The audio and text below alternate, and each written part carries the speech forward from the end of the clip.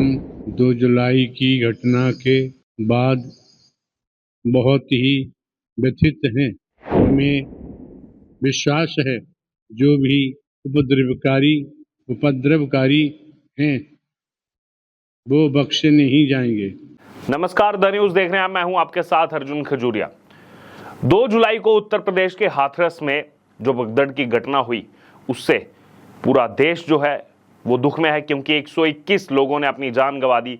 वहीं दूसरी तरफ अगर बात की जाए इस घटना की, तो जहां 80,000 लोग आ सकते थे, 80,000 लोगों की कैपेसिटी थी, 2 से 2.5 लाख लोग, और तमाम चीजें बाद में निकल करके सामने। लेकिन इस बीच आपको बता दें कि इसमें जो मुख्य प्रवचनकर्ता थे सूरजपाल उर्फ जिनको बोले बाबा भी कहा जाता है, अब आखिरकार 5 दिन के बाद वो सामने आए हैं। जी हां, 2 जुलाई को घटना हुई है और अब 6 जुलाई को आज सुबह जो है एक बयान यहां पर सूरजपाल उर्फ बोले बाबा का सामने आया है। जी हां, आपको बता दें, और ये बयान तब सामने आया है जब इसमें मुख्य जो आरोपी है उसकी गिरफ्तारी हुई है। उस गिरफ्तारी के बाद ये बयान सामने आया है। बताएंगे आपको बयान में क्या क्या कहा गया है, क्या कितनी चीजें उसमें जो है जिस हिसाब से वो बोल रहे हैं सही है गलत है। लेकिन सबसे पहले सुनिए आज सुबह का ये बयान जो दिया गया है खुद सूरजपाल उर्फ बोले बाबा की तरफ से। सुनिए ये बयान। हम 2 जुलाई की घटना के बाद बहुत ही व्यथित हैं। हमें विश्वास है जो भी उपद्रवकारी हैं वो बख्शे नहीं जाएंगे। कमेटी के महापुरुषों से ये प्रार्थना की है कि दिवंगत आत्माओं के परिजनों के साथ जीवन पर्यंत तन से खड़े रहने का आग्रह किया है। नारायण साकार हर की संपूर्ण ब्रह्मांड में सदा सदा के लिए जय जयकार। हम 2 जुलाई की घटना के बाद बहुत ही व्यथित हैं। प्रभु हमें बस संगत को इस दुख की घड़ी से उबरने की शक्ति दें। सभी शासन एवं प्रशासन पर भरोसा बनाए रखें। हमें विश्वास है जो भी उपद्रवकारी हैं वो बख्शे नहीं जाएंगे।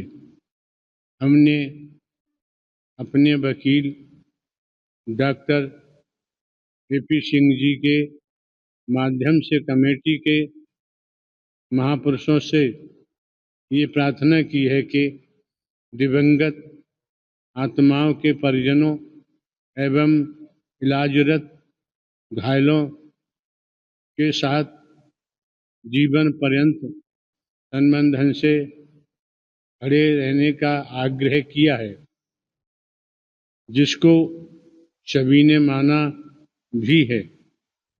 सभी इस जिम्मेदारी को निभा भी रहे हैं। सभी महामंत्र का सहारा न छोड़ें। वर्तमान समय में वही माध्यम है सभी को सद्मति और सद्बुद्धि प्राप्त होने की इच्छा रखते हैं। नारायण साकार हर की संपूर्ण ब्रह्मांड में सदा सदा के लिए जय जय। तो सुना आपने यहाँ पर सूरजपाल उर्फ बोले बाबा को। यहाँ पर ध्यान से सुनिए वो क्या कह रहे हैं। क्या कहा उन्होंने? कहा कि हम 2 जुलाई की भगदड़ की घटना के बाद से बहुत दुखी हैं। हमें और संगत को इस दुख की घड़ी से उबरने की जो है शक्ति दें और सभी शासन और प्रशासन पर भरोसा रखें। हमें विश्वास है कि जो भी उपद्रवी हैं वो बख्शे नहीं जाएंगे। मृतकों के परिजन और घायलों की मदद हमारी कमेटी करेगी। देखिए ये जो 4-5 चीजें कही गई, सबसे पहला क्या कहा गया कि 2 जुलाई के भगदड़ की घटना के बाद बहुत दुखी हैं। पहला सवाल तो ये बनता है इनसे कि अगर आप 2 जुलाई की भगदड़ की जो भी घटना है उसके बाद अगर आप इतने दुखी हैं, जिस हिसाब से आप बातें कर रहे हैं, जो आप मीडिया में आकर के कह रहे हैं, अगर आप वाकई में आपको लोगों की चिंता होती तो इतने दिन तक जो है छुप करके नहीं रहते। आपको उसी समय सामने आना चाहिए था, 2 जुलाई को ही सामने आना चाहिए था। 2 जुलाई से तो फरार हो गए, यहां पर गायब हो गए एकदम। ना 3 जुलाई को दिखे, ना 4 को दिखे, ना 5 को। 6 जुलाई को बयान कब देते हैं? जब मुख्य आरोपी गिरफ्तार हो जाता है, उसके बाद मीडिया में आकर कहते हैं कि देखिए हम तो जो है बहुत दुखी हैं, संगत हमारी बहुत दुखी है, हम जो है कमेटी की तरफ से उनकी मदद करेंगे। लेकिन सवाल यहां पर यह उठता है कि आखिरकार ये स्थिति बनी क्यों?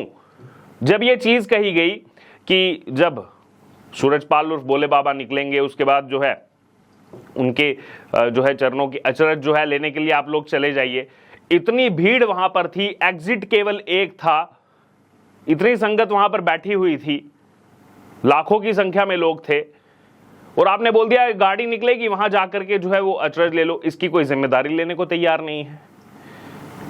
क्या इनको नहीं मालूम कि अगर 50 भी लोग ऐसी स्थिति में आ जाएं जिनको एकदम से बोला जाए कि जा करके जो है आप ये अचरज जो है वो ले लीजिए, उस समय भी स्थिति जो है कितनी गंभीर हो सकती है। लाखों लोग थे, आपने उनको बोल दिया एकदम खुले मैदान में छोड़ दिया, जाइए, जो कि चारों जगह से बंद था, केवल एक उसका एग्जिट था, सब चले गए वहां पर। उसके बाद ये स्थिति उत्पन्न हुई है और अब निकल करके सामने आए हैं। आकर के खुद इनको वहीं उस दिन रहना चाहिए। अगले दिन ही जो है मौके पर उत्तर प्रदेश के मुख्यमंत्री योगी आदित्यनाथ वहां पहुंचे थे, उस समय फरार चल रहे थे। बहरहाल अब अगर बात की जाए, क्या कह रहे हैं, उपद्रवी हैं वो बख्शे नहीं जाएंगे। अब इसमें उपद्रवी वाला एंगल देखिए लेकर के आए हैं कि उपद्रवी शामिल हो गए थे, कुछ एंटी सोशल एलिमेंट शामिल हो गए थे। आप ही की वहां पर जो है अपनी खुद की सिक्योरिटी है, इतनी चाक चौबंद वो सिक्योरिटी आपकी रहती है, बाकी प्रशासन की जो पुलिस है या बाकी अन्य जो फोर्सेस है उनको तो आप जाने नहीं देते हैं कि नहीं, हमारी ही जो सेना है, नारायणी सेना उसको नाम दिया गया है कि वो जो है संभालेगी सब चीजों को। अब इसको उपद्रव का नाम दिया जा रहा है इनकी तरफ से। बहरहाल लोग समझदार हैं, लोग जरूर अपनी राय रखेंगे इस पर। अब ये बयान जो है मुख्य आरोपी और सेवादार देव प्रकाश मधुकर की गिरफ्तारी के बाद आया है। शुक्रवार देर रात हाथरस सत्संग के मुख्य आयोजक देव प्रकाश ने दिल्ली के एक अस्पताल में जो है पुलिस के सामने सरेंडर किया था। वहीं इसी बीच भोले बाबा के जो वकील हैं एपी सिंह, उनका भी बयान आया है। उन्होंने कहा है कि देव प्रकाश हार्ट का मरीज है, तबीयत ठीक नहीं थी, यूपी पुलिस ने उस पर 1 लाख का इनाम घोषित किया था। अब देखिए कई सारी चीजें निकल करके सामने आएंगी। और इसी बीच आपको बता दें कि जो मुख्य आयोजक है, अभी जो अपडेट सामने आ रहा है देव प्रकाश, उसको पुलिस आज हाथरस कोर्ट में पेश करेगी। पुलिस कोर्ट से 14 दिन की रिमांड की मांग भी कर सकती है। वहीं दूसरी तरफ अगर बात की, जो न्यायिक जांच आयोग की टीम है वो हाथरस जाएगी। आज हाथरस जा रही है, डीएम और एसपी से बातचीत करेगी। इसके बाद घटनास्थल का जो है निरीक्षण किया जाएगा, दौरा किया जाएगा, स्थानीय लोगों से पूछताछ की जाएगी और उसके बाद रिपोर्ट बनाकर शासन को सौंपी जाएगी। और एसआईटी प्रमुख हाथरस हादसे की जो जांच कर रही है एसआईटी, उसने शुक्रवार को दावा किया कि भगदड़ जो है वो लापरवाही और बद इंतजामी से की वजह से हुई है। अफसर हालात परखने में जो है फेल हुए हैं। रिपोर्ट में जिला के प्रमुख अफसरों समेत 90 लोगों के बयान जो है लिए गए हैं। अभी तक जो सबूत मिले हैं उनमें आयोजक दोषी साबित होते हैं। वहीं कुलश्रेष्ठ ने कहा कि साजिश के पहलू से इनकार नहीं किया जा सकता है। वहीं आगरा जोन के अतिरिक्त पुलिस महानिदेशक अनुपम कुलश्रेष्ठ एसआईटी प्रमुख हैं। हाथरस भगदड़ कांड की जांच जो है 3 सदस्यीय एसआईटी कर रही है। विस्तृत जांच अभी जारी है, जिसकी रिपोर्ट शासन को सौंपी जाएगी। हाथरस हादसे में पुलिस ने 4 जुलाई को सूरजपाल और भोले बाबा के 6 सेवादारों को गिरफ्तार किया था। इनमें 2 महिलाएं भी हैं और देव प्रकाश की गिरफ्तारी के बाद ये कुल संख्या जो है 7 हो गई है।